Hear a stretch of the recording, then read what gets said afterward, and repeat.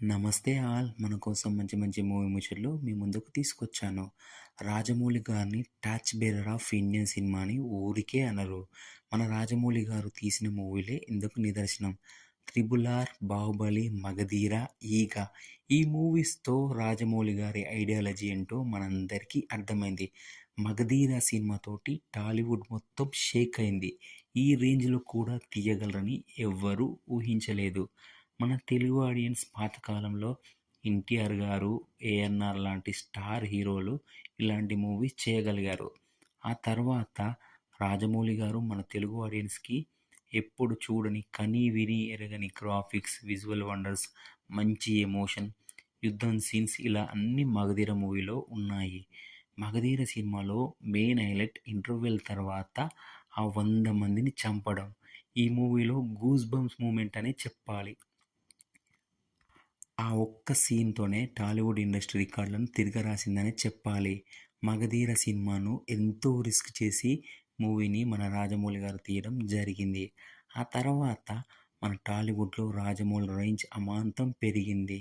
రాజమౌళి గారు సునీల్‌తో 'మర్యాద రామన్న' మూవీతో బ్లాక్ బస్టర్ హిట్ అయిన తర్వాత ఎవ్వరు ఊహించని విధంగా ఒక ఈగను పెట్టుకొని మూవీ తీసి హిట్ కొట్టడం అసాధ్యం. అలాంటిది ఒక ఈగతోటి సినిమా తీసి అందరు ఆశ్చర్యపోయే విధంగా పెద్ద హిట్ కొట్టాడు మన 'జక్కన్న'. ఈ మూవీలో ఈగ విలన్ని టార్చర్ చేయడం, విలను ఆ ఈగకు భయపడడం ఇలాంటివి ఆడియన్స్ అందరూ ఎంజాయ్ చేశారు. క్లైమాక్స్‌లో ఈగ విలన్ని చంపడం అందరికీ షాక్‌గా గురిచేసింది. అలాంటి సీన్ తీయడం ఒక్క 'జక్కన్న'కు మాత్రమే తెలుసు. తర్వాత 'బాహుబలి' లాంటి స్టోరీతో హయ్యెస్ట్ బడ్జెట్‌తో రిస్క్ చేసి సినిమాను తీశాడు. పాన్ ఇండియా మూవీ ఇంట్రడ్యూస్ చేసి మూవీ రిలీజ్ చేశాడు మన 'జక్కన్న'. 'బాహుబలి' మూవీతో ఇండియా మొత్తం షేక్ అయిందండి. 'బాహుబలి' సినిమాతో పాన్ ఇండియా మొత్తం ఎవరు ఈ రాజమౌళి ఇంత గొప్పగా మూవీ తీశాడని పేరు తెచ్చుకున్నాడు.